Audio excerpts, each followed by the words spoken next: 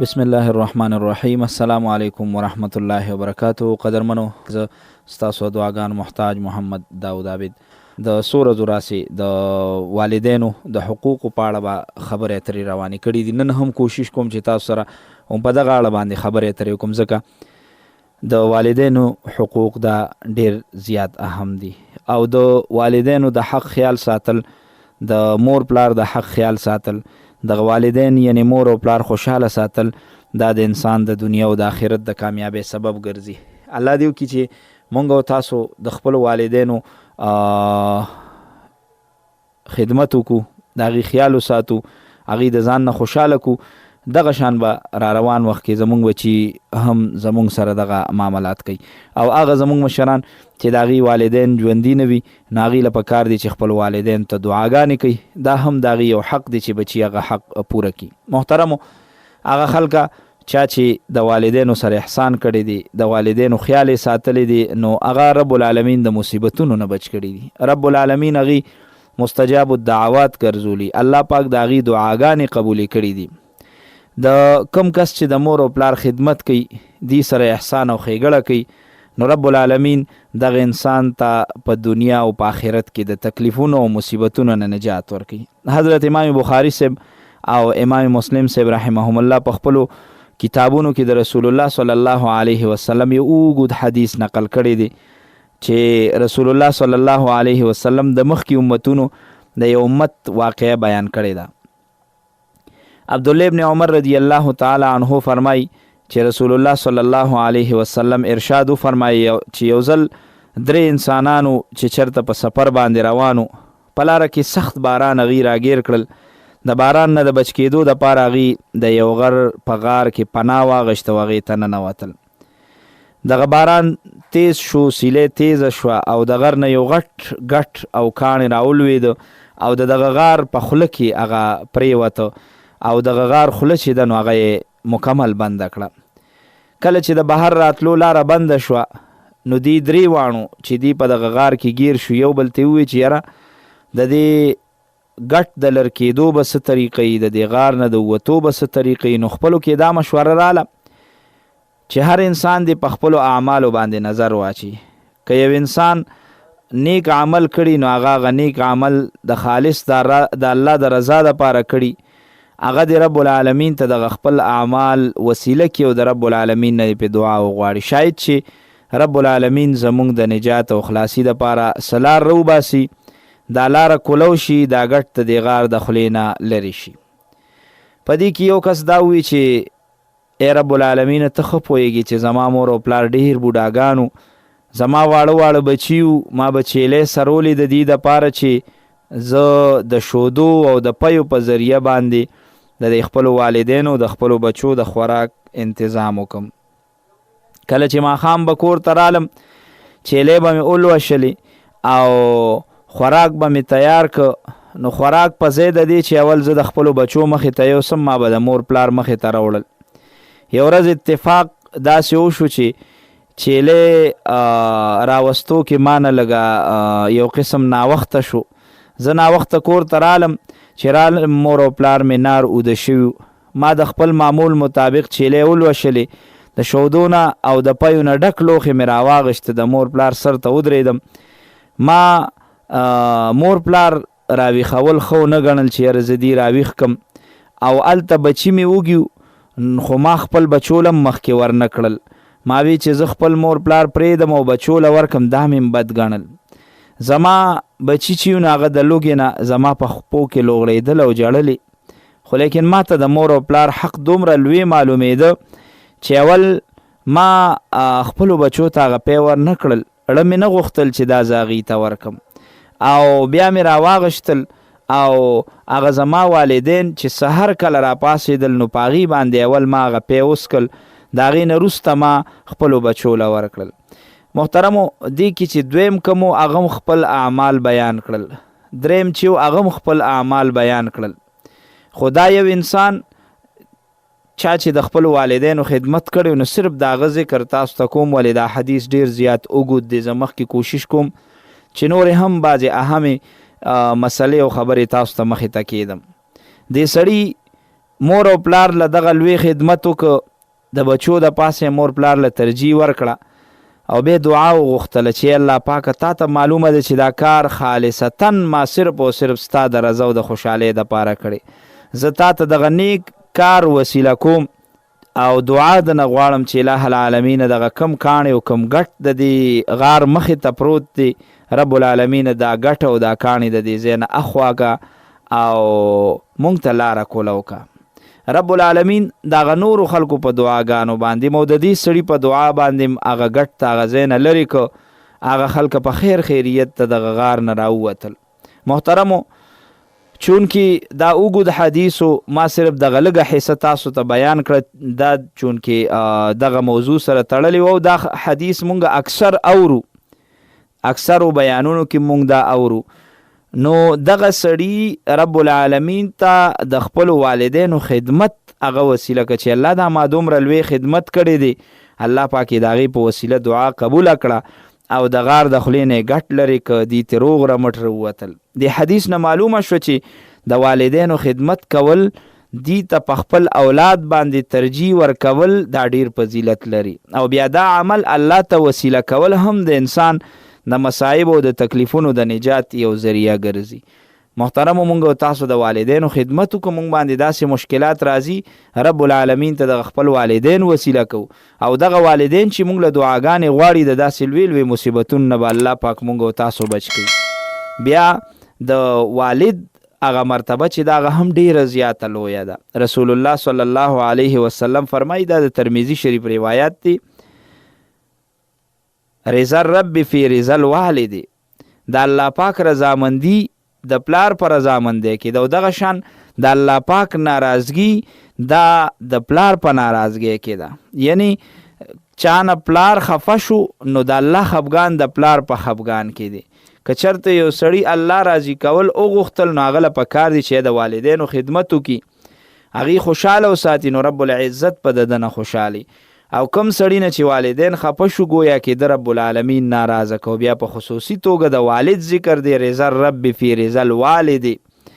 نو د مور سره سره د پلار هم ډیر زیات حقوق دي، د پلار د حق هم ډیر زیات خیال ساتل پکار دي. زمونږ په شریعت کې د والدینو د ادب او د احترام ډیر زیات خیال ساتل شوی دی. د رسول الله صلی الله علیه وسلم په ژوند که مونږ او تاسو نظر واچو نو داسې ډیر مثالونه به مونږ ته میلو شي. والد محترم خو د نبی علیه السلام د پیدایش نه مخکې وفات شوی، والده هم په داسې وخت کې وفات شوی و چې نبی علیه السلام محترم هغه ماشوم بچی و. خو د نبی علیه السلام یو بله مور چې رضاعي مور د پیو مور ورته وي، هغه نبی علیه السلام لیدلی ده. نو د هغې په اړه که تاسو د کتابونو مطالعه وکړئ، حضرت ابو طفیل رضی الله تعالی عنه فرمایي چې ما رسول الله صلی الله علیه وسلم ولید یو ځای کې چې تشریف فرما او غوښې تقسیموله، ناڅاپه یوه ښځه راله تر دې چې رسول الله صلی الله علیه وسلم ته راورسېده نو نبی علیه السلام پاڅېد او خپل صادر مبارک یې خور که او هغې ته هغه زنانه ته په هغه صادر باندې د کېناستو دپاره درخواست وکړو. کله چې د رسول الله صلی الله علیه وسلم د زنانه سره دا ښه سلوک ما ولیده، دغه ادب او احترام می ولیده، ما د خلکو نه تپوس وکړه چې دا زنانه څوک ده چې رسول الله صلی الله علیه وسلم یې دومره عزت وکړه، دومره احترام وکړه. خلکو راته ووایي چې دا د رسول الله صلی الله علیه وسلم رضاعي مور حضرت حلیمه سعدیه رضی الله تعالی عنها ده.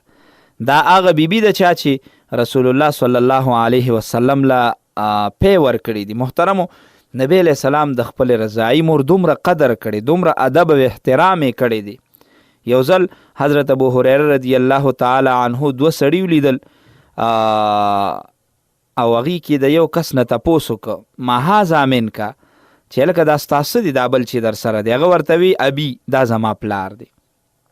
حضرت ابو هریره رضی الله تعالی عنه دوه کسان ولیدل، یو ته وی دا بل ستاسو دی؟ هغه ورته دا زما والد محترم دی، یعنی دا زما پلار دی.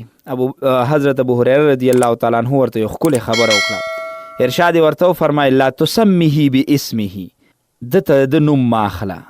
او دویم ورته ارشاد وفرمایي ولا تمشي امامه، د ده نه مخکې مزه. او دریم ورته ارشاد وفرمایي ولا تجلس قبله، د ده نه مخکې مه کښېنه.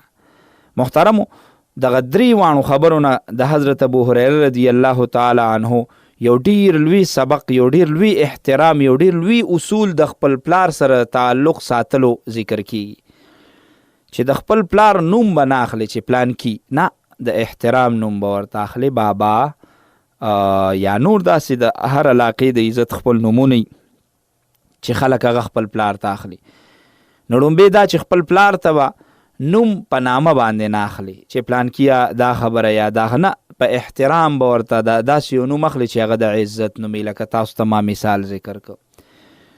دویم حضرت ابو هریره رضی الله تعالی عنه فرمایي ولا تمشي امام، د ده نه مخکې به نه ځي. دا ادب دی، دا د خپل مشر ادب دی چې د مشر نه مخکې به نه ځي. والد محترم پلار روان دی نو ته به ترې وروسته ځي، هغه مخکې پرېږده چې لاړ شي.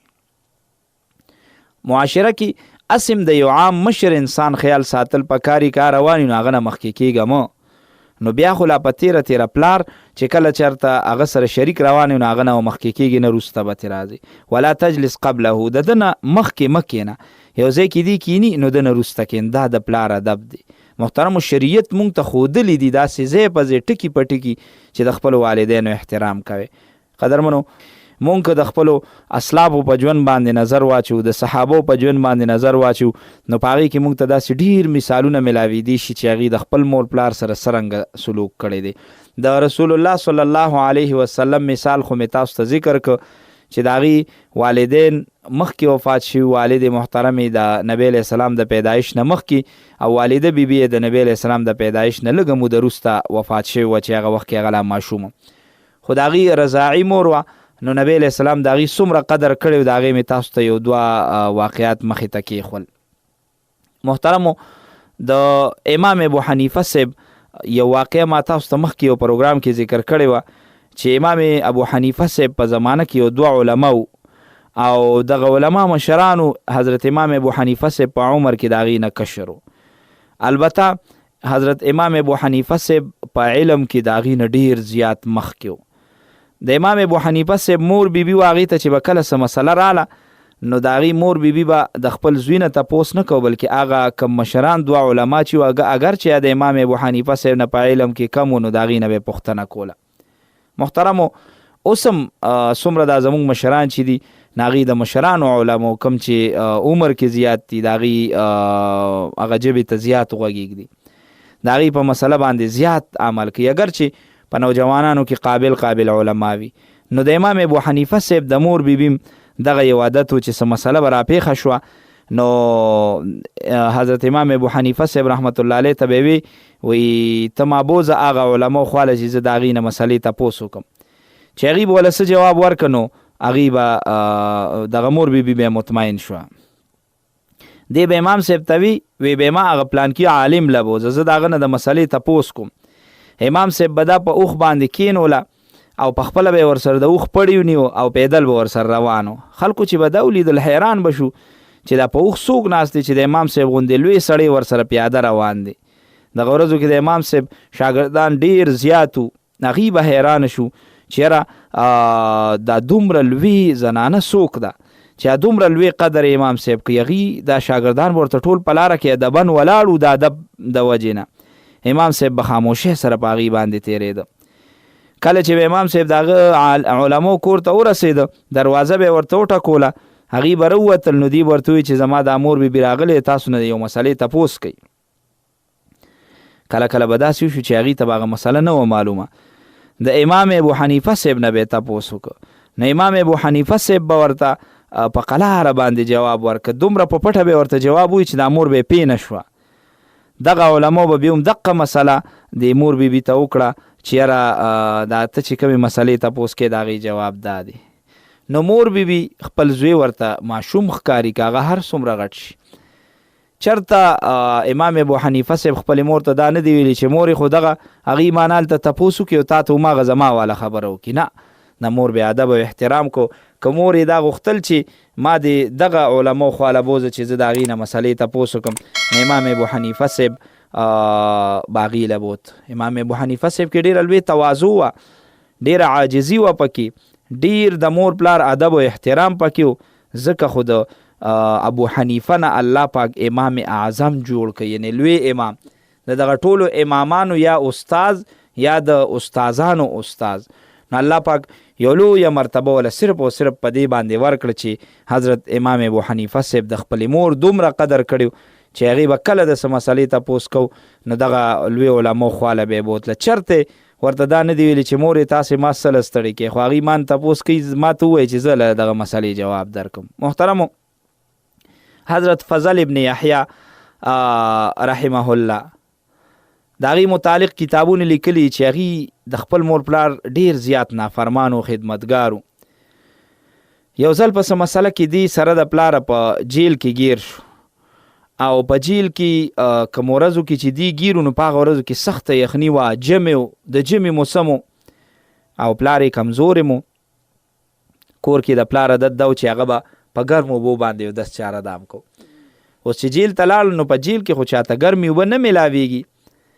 نو دی زوی به یعنی فضل ابن یحیی ده به داسې کار وکړه چې د شپې به هلته ډیوه لګېدلې وه لیټونه خو ونه، نو دی به دغه اوبه راواغشتې په یو لوښي کې به یې واچولې او په هغه ډیوه باندې به یې د پاسه ونیوې. تر سهاره پورې به د ډیوې دغه لږ لږ اور چې و نو هغې ته به یې هغه لوښي نیولی و، تر سهاره پورې به هغه لږې لږې تړمې شوې وي. سبا سهاره پورې به د خپل پلار په دغه خدمت کې لګیا او پلار به وده شو او ده به وله دغه اوبه ګرمولې. بیا چې کله د جیل هغه مشر ته پته ولګېده چې یاره دی په دې طریقه باندې د خپل پلار دپاره اوبه ګرموي، بیا یې پې پابندي ولګوله چې دا کومه ډیوه دې ته شپې لګېدلي دا دې ورته مړه کولی شي. دی غریب ډېر سوچ وکړه چې څه ترتیب وکړم، خو څه لاره جوړه نه شوه. نو بیا به هغه لوټه او هغه لوښې راواغشته، سر به یې کېښو او دا لاسونه به یې ترې راته وکړل او ځان ته به یې د خپو منځ کې کېښوه. نو چې سهار کېده به نو هغه اوبه به څه ناسه تړمې شوې. محترمو، د خپلو والدینو داسې احترام پکار دی، د خپلو والدینو داسې ادب پکار دی، د خپلو والدینو سره دقه شان ښه سلوک پکار دی. دغه والدین به تاسو ته دعاګانې کوي، د هغې دعاګانې به قبلیږي. محترمو، کله چې د والدینو په وسیله یو سړی دعا وکړي الله پاک یې قبلی، د والدینو د خدمت په وسیله یو سړی دعاګانې وکړي الله پاک یې قبلی. نو که دغه والدین تاله په خپله لاس اوچت کړي او دعا وکړي نو به څنګه نه قبلیږي. زموږ یو عالم ملګری والدې وفات شوه، نو هغه وی چې یاره کله زما مور وفات کېده نو ما ته وی چې بچې خفه کېږم، ما چې ستا دپاره څه کړي ستا دپاره هغه کافي دي. وی ما ورته چې مورې تا ما له څه داسې کړي؟ وی بچې زه په دې مطمئن یم چې ما ستا دپاره څومره دعاګانې غوښتې دي، الله به تا په هغه دعاګانو باندې رنګ کوي او دنیا به دې مخي او آخرت به دې مخي. نو هغه وی نن زه ډېر زیات خوشحاله یم چې د الله په قدرتونو باندې زه د هغه خپل مور په دعاګانو باندې رنګ یم. هر انسان له پکار دی چې هغه د مور پلار په دعاګانو باندې ځان رنګ کي، ځکه دغه د دنیا ژوند دی تیر بشي، انسان چې څه وکړل ده ته به د هغې بدلې میلاویږي. د پروګرام وخت را سره پای ته رسي، بل پروګرام کې به بیا تاسو سره ملاقات کیږي، په دغه موضوع به بیا خبرې اترې کوي انشاءالله العزیز. الله دې وکړي چې دغه وینا زمونږ او ستاسو د ښه عمل کولو یو سبب وګرځي او موږ د خپلو والدینو قدر وکړو، د هغې عزت وکړو، د هغې سره ښه سلوک وکړو. په الله مسپارم چې هر ځای کې الله مو تل خوشحاله، کامیاب او کامران لره. ستاسو دعاګانو محتاج محمد داود عابد. د لوی الله پامان.